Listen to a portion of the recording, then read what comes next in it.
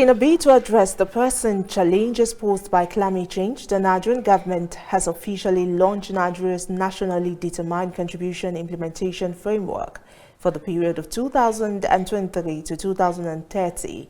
The launch event held in Abuja saw key government officials and stakeholders convene to underscore the significance of concerted efforts in tackling climate-related issues. Well, here's more on the story.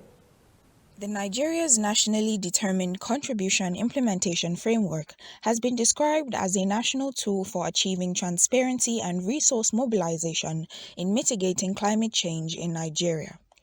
Speaking at the launch ceremony in Abuja, the Secretary to the Government of the Federation, George Akume, represented by Senior Special Assistant in the Office of the SGF, Professor Bolaji Babatunde, emphasized the critical link between ecological factors and national security. He stressed the need for coordinated efforts to mitigate climate change impacts. One of the major underlying factors for the insecurity in the country is largely ecological. The rising sea in the south and the encroaching desert. The usable land in the country is fast shrinking, and then we have to contend for the one remaining. At some point, I predicted we may all aggregate at the middle belt and further fight one another. So the issue of climate change should not be taken lightly at all, especially for the country Nigeria. Today we are not just unveiling a document, we are embarking on a journey together.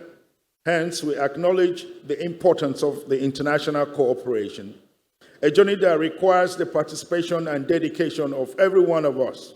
The Minister of Environment, Malam Balarabe Lawal, represented by the Director of Erosion, Flood and Coastal Zone Management in the Ministry, Etibwe Dilichukwu, underscored the comprehensive nature of the framework in providing a robust framework for sustainable development. Our journey towards a low-carbon, resilient economy requires collaboration, innovation, and unwavering dedication. The NDCIF will facilitate partnership, mobilizing resources, and promote best practices to accelerate our progress.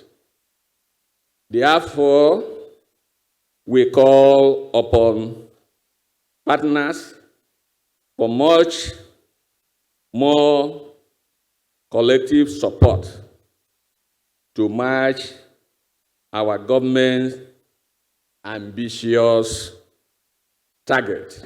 The Director General of the National Council on Climate Change, Salisu Dahiru, during his presentation, outlined the ambitious targets set forth in the framework, including a 20% reduction in emissions compared to business-as-usual projects by 2030.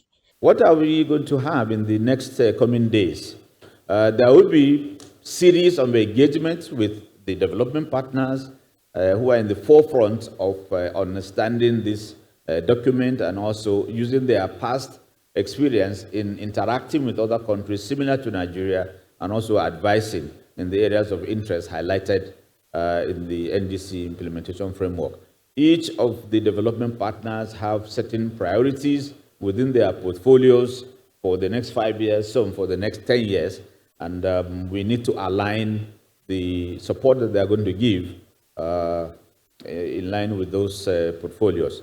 We will also be soliciting support for engaging the states and the subnationals, including the local government, so as to popularize and make easy access and better understanding of this very important document. The World Bank's representative in Nigeria, Shodham Chaudhry, emphasized the World Bank's role in providing grants and zero-interest loans for projects aimed at promoting economic growth, poverty reduction, and improving livelihoods. The World Bank approved financing of $750 million operation for the Nigeria Distributed Access through Renewable Energy Scale-Up, what we call DARIS project. This project aims at providing over 17 million Nigerians with new or improved energy access through distributed renewable energy solutions, with private sector mobilization of up to $1 billion. The comprehensive framework aims to guide transformative action, enhance resilience, and foster sustainable development across Nigeria.